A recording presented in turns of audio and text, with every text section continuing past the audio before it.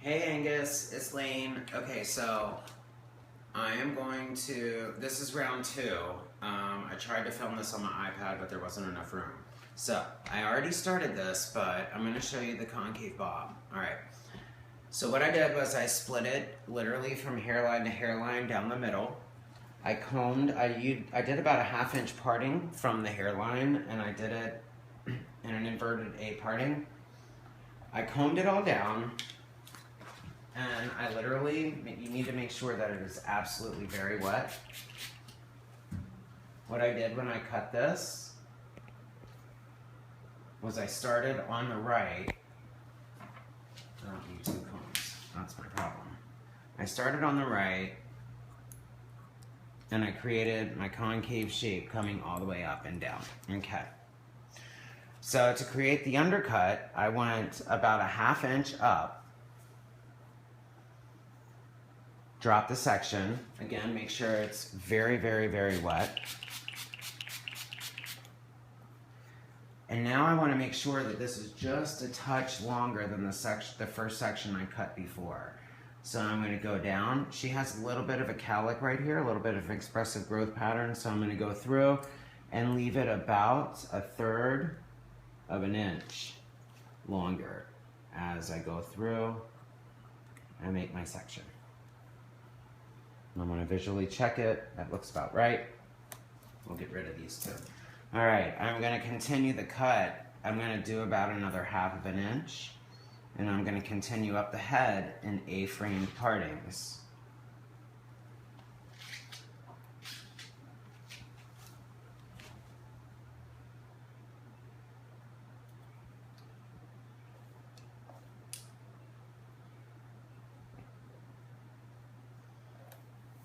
All right, we want to make sure again it's good and wet. It's best to have her head down so you can work properly. Okay. Again, about a 1/4 inch longer than the section before. We just want to go through and follow that line.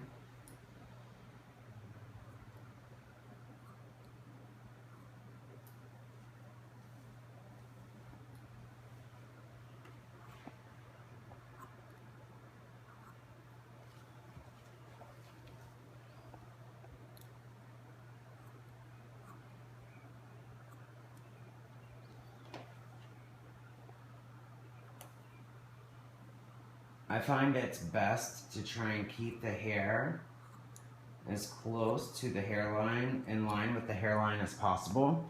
Then that way you're gonna get the best inversion that way. What you wanna do is you just wanna go through and check the lines for consistency and symmetry on both sides.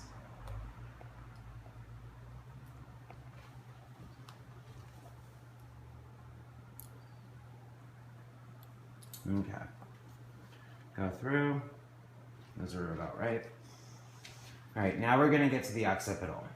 So this is where the haircut changes. We're gonna go through and we're gonna do the same parting and go through and continue the undercut. We're still gonna go down about 1/4 inch longer.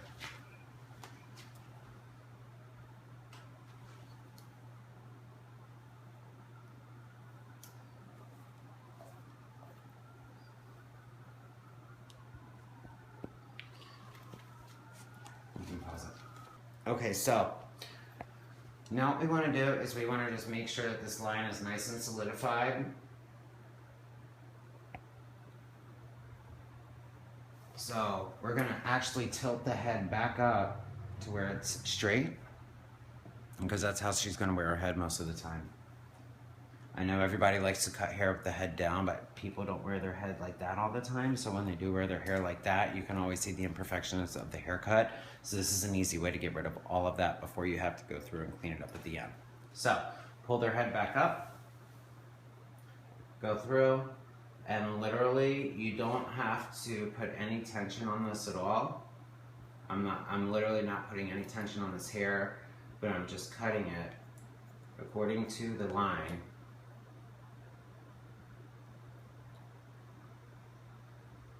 And remember, you want to keep the hair pulled back in line with the hairline.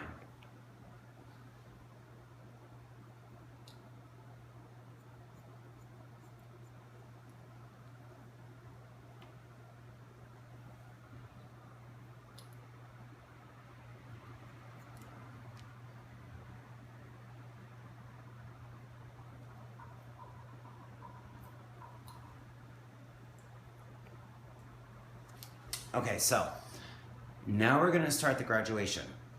So for that, we are actually going to put the head back down. We're gonna graduate this like a typical classic graduated bob.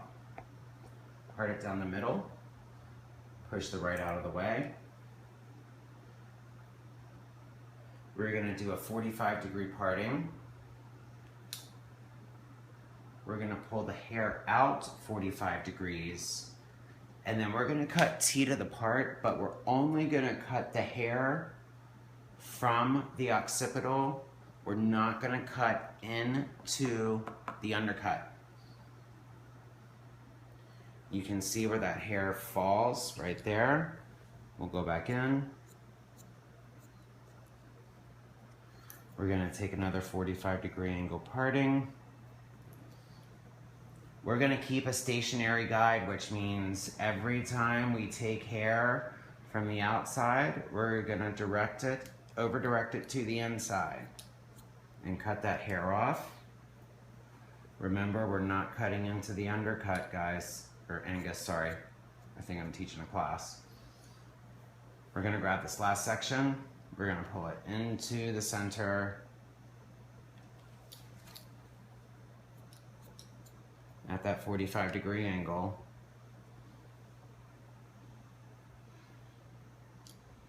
And having that stationary guide and over directing it is gonna create that natural inversion. We're gonna do the same thing on the right side. 45 degrees.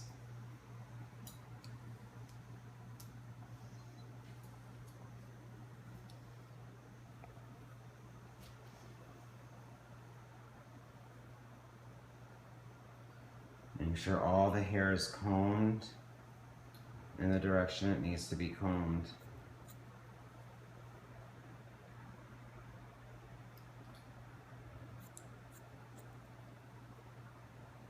And not to cut into the undercut.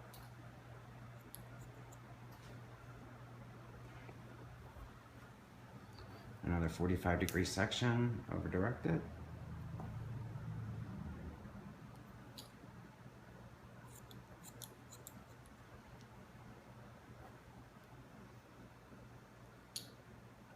Don't cut into the undercut. And the last section.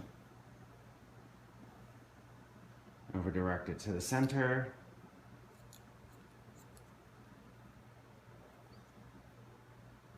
Now remember what they taught us back in hair school, to go back and cross-check. That's what I'm about to do.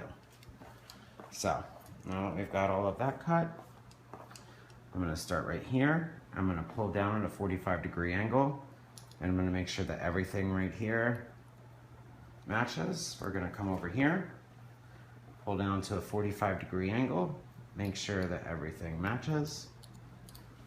Come over here, pull this down to a 45-degree angle, make sure that everything matches. All right, so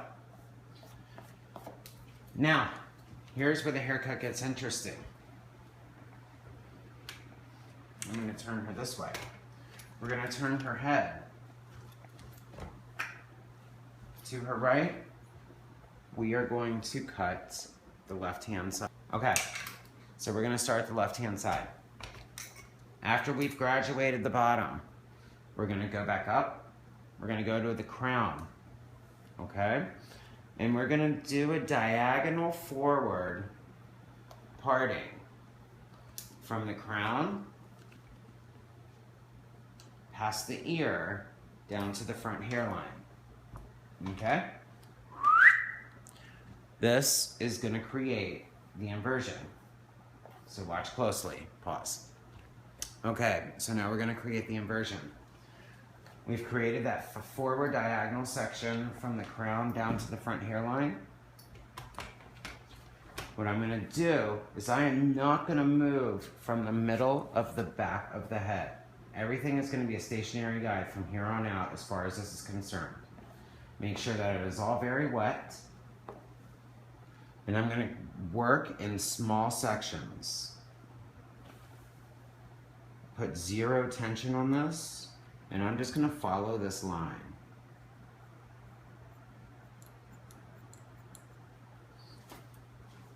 Okay, another section.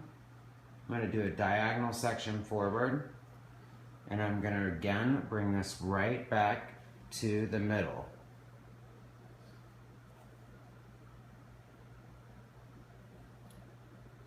We're creating a little bit of an undercut because if you will see, the hair that I'm cutting is a little bit longer than the existing guide. Okay, so another forward diagonal section. Literally back to the middle. You'll be able to clean up the inversion if it's too steep. You'll be able to clean that up later. I kind of keep my fingers tilted at a little bit of an angle to create the inversion. Really, really define the shape. But the trick is to stay right here in the center. Get all this hair across the ear.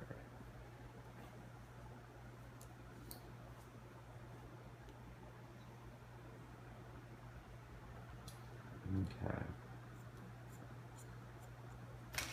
Now, doing that is going to create that inverted line that follows. As long as you keep right back here in the middle, that line will follow the shape of the haircut. You're gonna wanna repeat the exact same thing on the right-hand side. I'm gonna do that and I'll get back to you. Pause. Okay, so we had dropped both the right and the left side down to forward diagonal sections to the front hairline. And then we had pulled both sides to the center and created our inversion. So now what we're going to do is we're going to continue that pattern one more section up the head. So I'm going to drop the hair. And I'm going to do one more section from the top of the crown to the front hairline. Section out.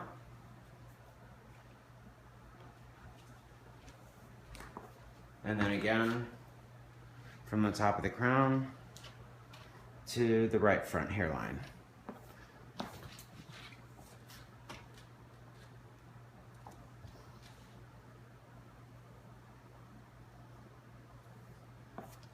Section this out.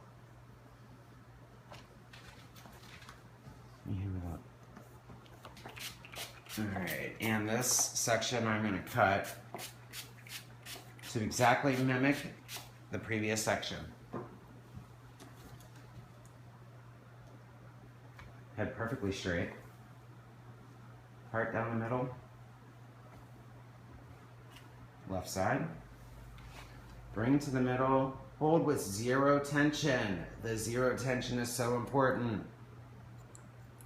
If there's tension on these sections, you will create something called pressure graduation, and it will completely take away from the undercut. So it's very, very important that when you hold the hair in your fingers, that you're literally just replacing the tension from the comb. And as I come around back to the front, I bring it directly back to the middle.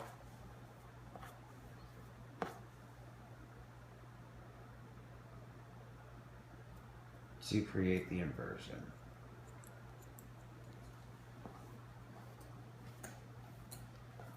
I'm going to go back and do that on the right side. Pause. Okay, so you have a couple options here. There's already a little bit of hidden graduation down here. I like to keep this and let the rest of the haircut fall on top of it because it becomes a beautiful undercut and it grows out really, really nicely. Or you could go through here and graduate this a little bit more if you wanted some more layering through here to open up some of this. I tend to like to do that when it's dry. So what I'm gonna do is just go through and finish the haircut as if I was doing it. So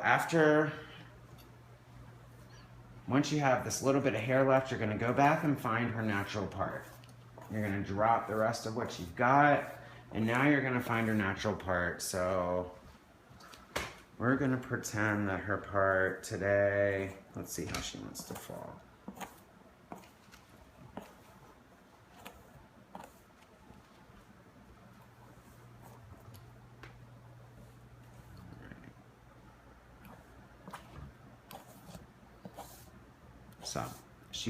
So she parts on the right to the left, okay? So to finish this look, what we're gonna do, we don't have much left to cut.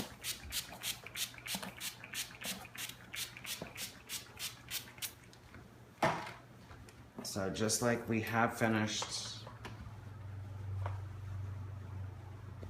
the last few sections, we're gonna finish this last top part. I'm gonna find the middle section, split it.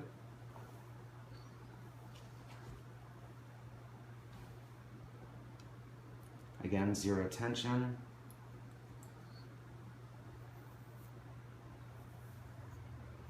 Pull it back to the middle.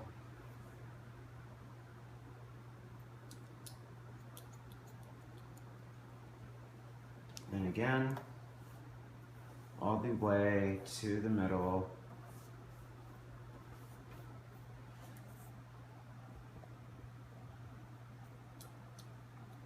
Now, this, sometimes I like to just leave disconnected, and you can fix that when you get to it. This side, just go ahead and follow the pattern.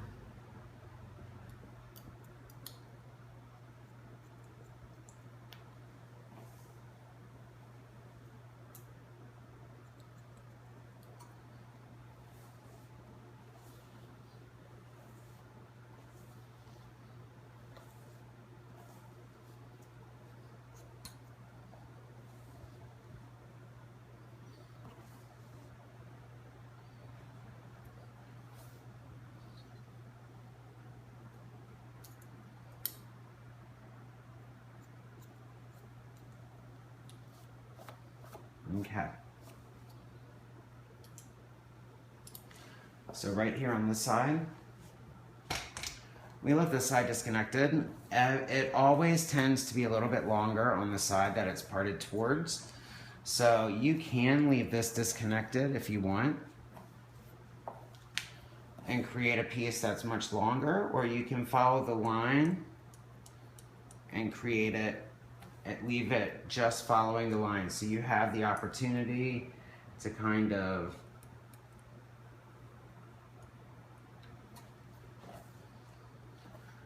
be really exaggerated or just come through, again with zero tension.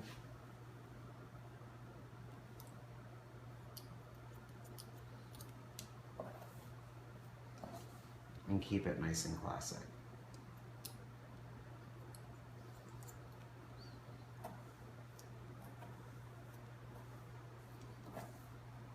Remember to keep the hair pulled back so we don't create holes where the ear is. So that's how we're gonna leave the shape. I'm gonna go ahead and blow dry it, and then I'll show you how to detail it. Okay, so here is the pure form of our concave graduated bob. And it's got the concave shape through there, the graduation down through the bottom, and it falls on top, and it's got a really great shape. It's really classic haircut, and it looks great like that, but we're gonna do a few dry cutting techniques just to make it look a little bit more seamless. So after I've blown it out and run an easy flat iron over it, I'm gonna come through, I'm gonna section out this top section.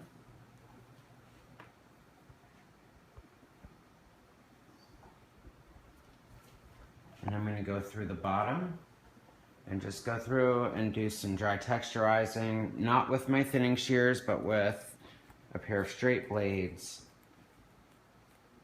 just to kind of go through and make this haircut a little bit more seamless through the bottom. I'm going to go through the side right here. We always want to make sure that we don't cut into the very, very bottom, because that's going to compromise the integrity of the haircut.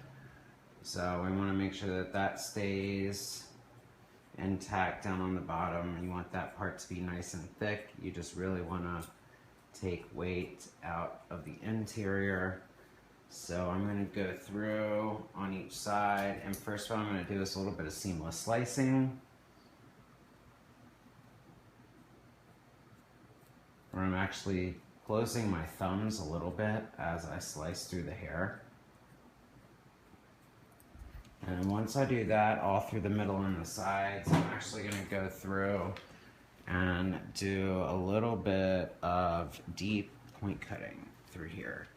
So I like to stand above it and keep it at that 45-degree angle as I do my deep point cutting. And remember, as you're texturizing, you want to pull the scissors out when you point cut,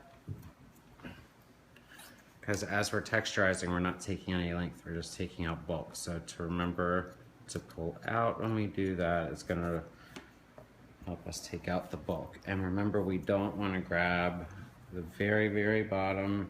We want to leave that foundation down there, and then just go through.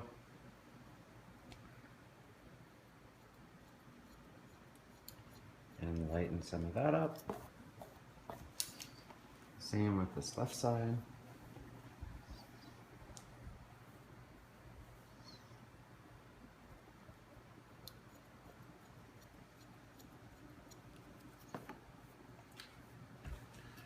And I'll just go ahead and take this top.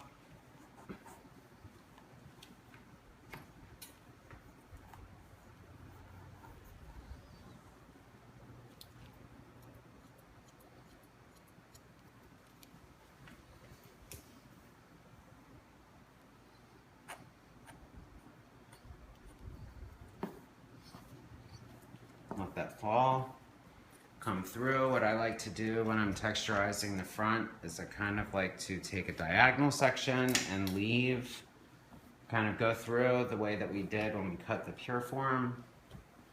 And that's going to help us just stick to the interior. A little bit of deep point cutting through here.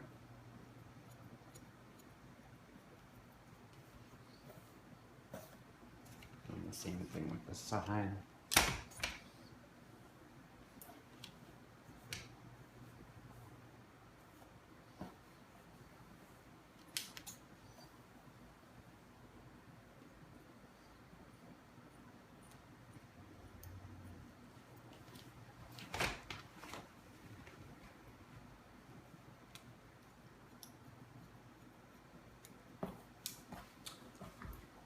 And Angus, there is your haircut. You can always go through and pick up, and always, you can just go in and soften any more lines up that you want and make it more seamless, but you get the gist. All right, done.